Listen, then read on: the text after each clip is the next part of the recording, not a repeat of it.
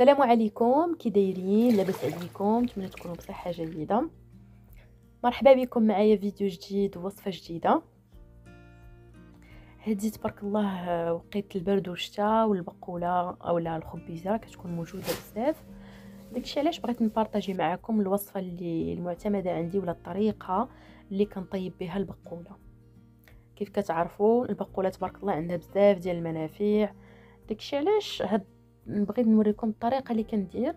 صراحه كتجي بنينه سهله وفي نفس الوقت غنحتفظوا بدوك المنافع ديالها، عوض ما تبقاي تفوريها ولا تسلقيها. من الاحسن ننصحك تبعي الطريقه اللي غادي ندير. اول حاجه كنشدوا البقوله كنقيوها، من بعد كنغسلوها مزيان داك التراب اللي كيكون فيها، وكنحطوها ملي كنغسلوها مزيان كنحطوها تسقط، عاد كنقطعوها من بعد. الا كنتو كتشوفوا الفيديوهات ديالنا لاول مره ما تنساوش تشجعونا باللايكات وبالتعاليق الزوينه ديالكم، وبارطاجيو الفيديو مع الاحباب والاصدقاء. صافي ملي تقطرات البقوله غادي نقطعوها تقطع رقيق حتى نكملوا الكميه كامله اللي عندنا.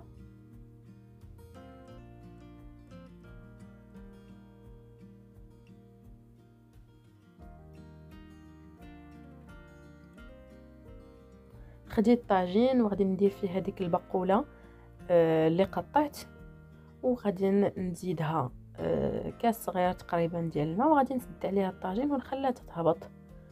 وكل مره شويه شويه غنبقى نحركها، مره نبقى نحركها ونرجع نسد عليها الطاجين. داك البخار بحال كيخليها هي تهبط وكطيب.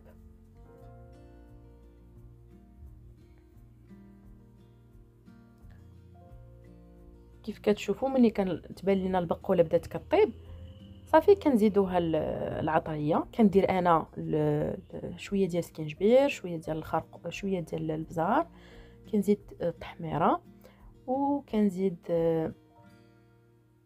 الثومه محكوكه شي 3 الفصوص بحال هكا على حساب الكميه العطريه، على حساب الكميه ديال البقوله اللي قطعتو ولا اللي درتو. وكنزيد شويه ديال الملحه، غير رشيشه ديال الملحه، وشي 2 معالق ديال زيت الزيتون، و داك الخرقوم البلدي كنت نسيتو ما درتوش. وكنزيد واحد شويه ديال الماء تقريبا نص كاس صافي، وكنرجع نسد عليها.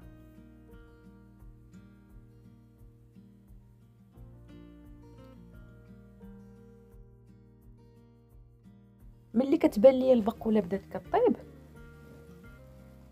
كنزيدها الربيع، وكنزيدها الزيتون والحامض مصير، غير شويه ديال الحامض مصير ديال الدار. صافي كنخلط مزيان، وكنزيد كميه كثيره ديال زيت الزيتون، وكنخليها تكمل الطياب ديالها.